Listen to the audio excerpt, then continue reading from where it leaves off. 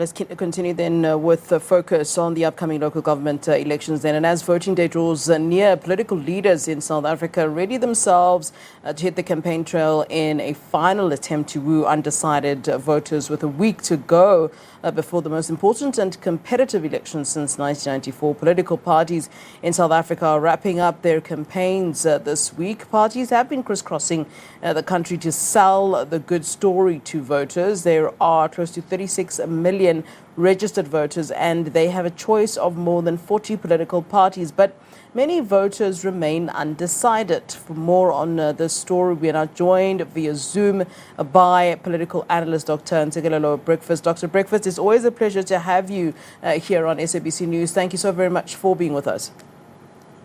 Thank you very much for having me. Dr. Breakfast, it is the last-ditch attempt, of course, for political parties to woo voters. And certainly at this time, I would imagine that the focus is on those who are undecided. I see that some of the political parties seem to be trying to win support at this time in areas perhaps where they don't necessarily have the strongest footprint. We're seeing today that, for example, the EFF is in the Western Cape, which we know is a DA stronghold. Would you say, and if you were to advise these political parties, would you say, at this last hour, when it's crunch time like this, to focus on who you already have, your constituency, or to kind of branch out and try and see where you can grab, those perhaps undecided voters to your side? Yeah, so I think so far so good. It's all a systems go. Though I don't have a crystal ball to predict what is going to happen. But I think at the same time, it looks like there is a lot of political complacency amongst the voters, in particular amongst the youth, because they feel let down. So I'm predicting that maybe voter turnout might be very low. Because political parties, I think, have failed to promote development for the majority. So I think people know who they're going to vote for, those ones who are going to vote. My view, Flo, is that there are three categories of voters. You have what I call the die-hard voters who vote in relation to party loyalty. By and large, they tend to vote for the ANC, despite the fact that the ANC doesn't have a good track record of rendering services where they govern. You also have what I call rational voters, who vote in relation to public policy issues. Those ones in the main are found in urban centers. By and large, the part of the middle class have access to the media and so on. And then you have another category of people that I call sympathizers, who are not sure who to vote for. So I think that terrain of the sympathizers is a fluid, because those ones are influenced by trends.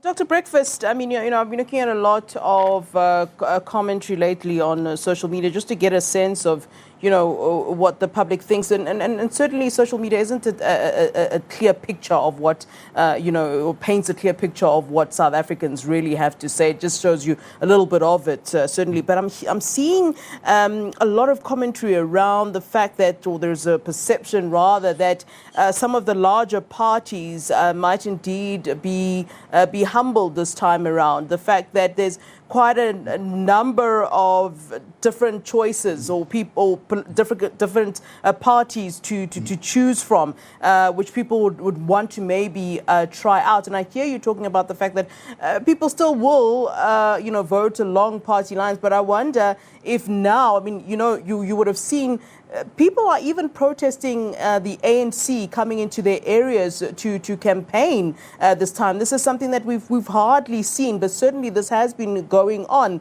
And so there is this perception that perhaps the larger political parties might be humbled. And then, of course, we're seeing this entrance of the independents. And as years go on, wonders if this is going to be where South Africa is headed.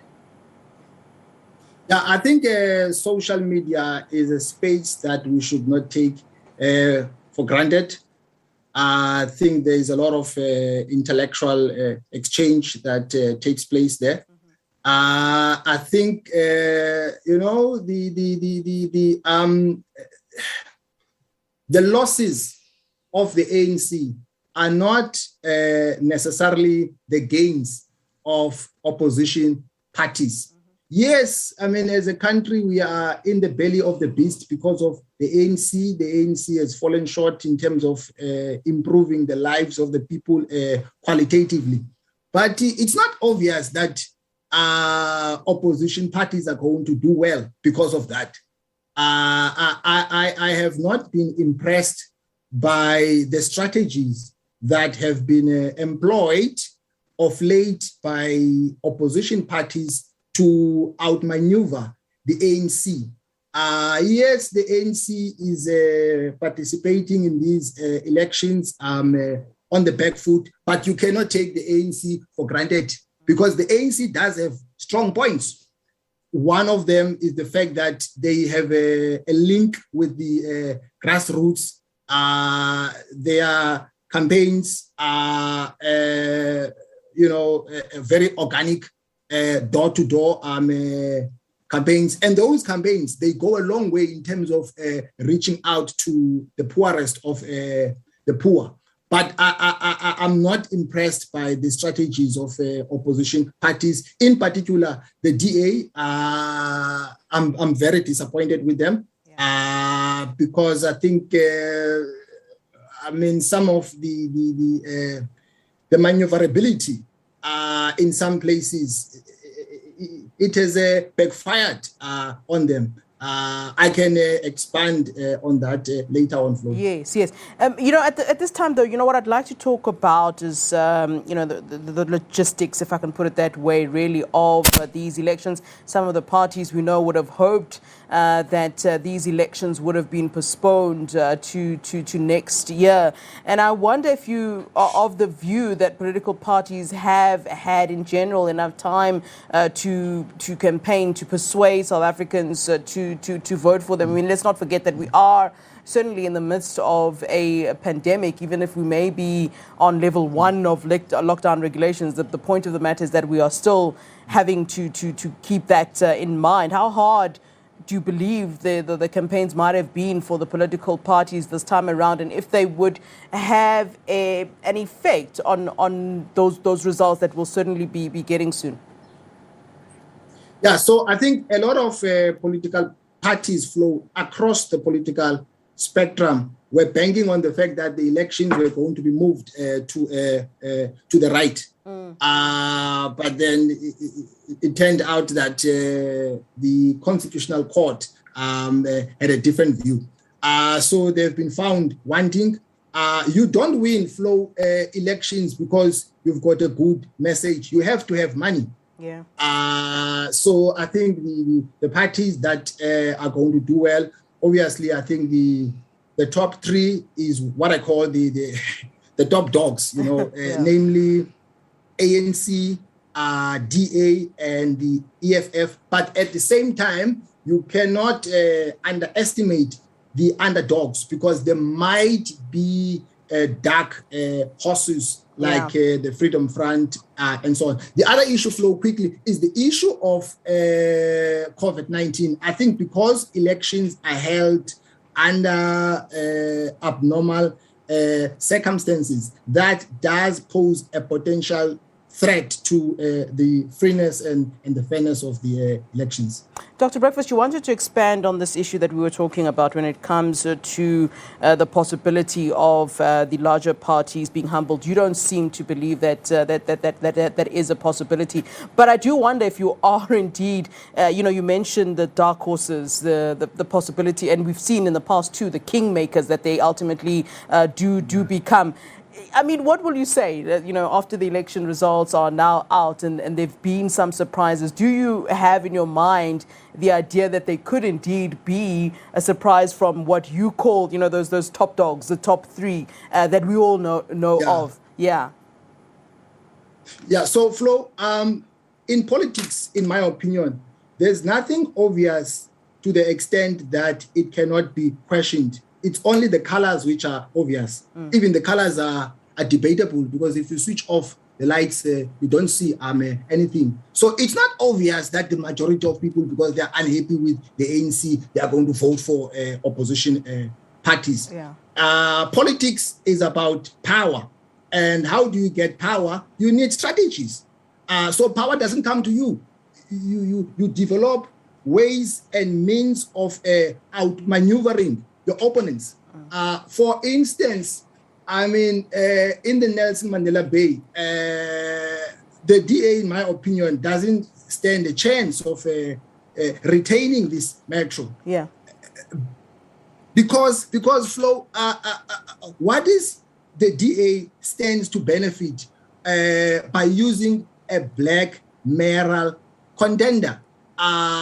Because historically, the DA has tended to outmaneuver the ANC by getting votes from historically white areas and colored areas. So the majority of black people, for instance, in my view, would rather punish the ANC by staying away from the polls than voting for the DA. So it was pointless to use a black person. I think at a strategic level, they should have used the colored person. Why? Because in many colored areas, there is a lot of political fragmentation. And that would have gone a long way in terms of neutralizing those voters, because there have been a number of political parties that have risen to prominence in colored areas. And those political parties are posing a threat to the DA because they're going to take away the votes of the DA. And also, yes, I understand that white people, by and large, they vote as a political bloc for the DA, but that is not obvious again, because you also have the Freedom Front. Yeah. They can spoil the party. So the terrain is fluid. Yeah, it's so important. And just as we wrap up the conversation, I know I'm being told to wrap it up, but you've raised the race issue, and it does seem that South Africans, for the most part, do still tend to vote along those race lines. Do you think we'll ever find ourselves in a place where people don't vote according to race lines? And I don't know. It seems that the issues relating to race. At some point you look at the South African landscape and it looks as though, perhaps we're getting over the race issue. But then you look at it again and you go, no, I think it looks like we're back to square one. And I must say, these elections to me seem to be more around race and voting around racial lines, where it had seemed as though, we'd gone past that. I don't know if that's what you've picked up. No, I think it was W.E.B. Du Bois in the early 1900s who once said that one of the problems of the 20th century, I'm refining what he said, including the 21st century, is the issue of color line. So race is at the heart of, body politic. Why? Because resources are allocated along racial lines. That's why you've got policy instruments for transformation, such as Employment Equity Act, Triple BE, and so on. So we don't live in a post-race society. That is a fallacy. So that's why the issue of race is extremely important. Some people, I'm not trying to be funny, they are blocking transformation by purporting to be color blind and so on. So the issue of leveling the playing field is still a thorny issue in our country. All right, Dr. Ntsikelelo Breakfast, it's always a pleasure having a conversation with you. Looking forward to having more engagements with you closer to those elections and certainly during the elections. Thank you, sir, for giving us your time on SABC News. Thank you very much. All right, that is Dr. Ntsikelelo Breakfast, who is a political analyst, and we'll certainly be getting more of his analysis as we get closer and closer to the elections. And certainly 8 days as we do the countdown, certainly here on SABC News to the 1st of November, we will be bringing you all that action and certainly the results. We're in fact right here at the results operation center here, the IEC's results operating center in Pretoria, where we will remain for the duration of the elections and thereafter too. All right, we're going to take a short break. We'll bring you more news after this. Do stay with us here on SABC News.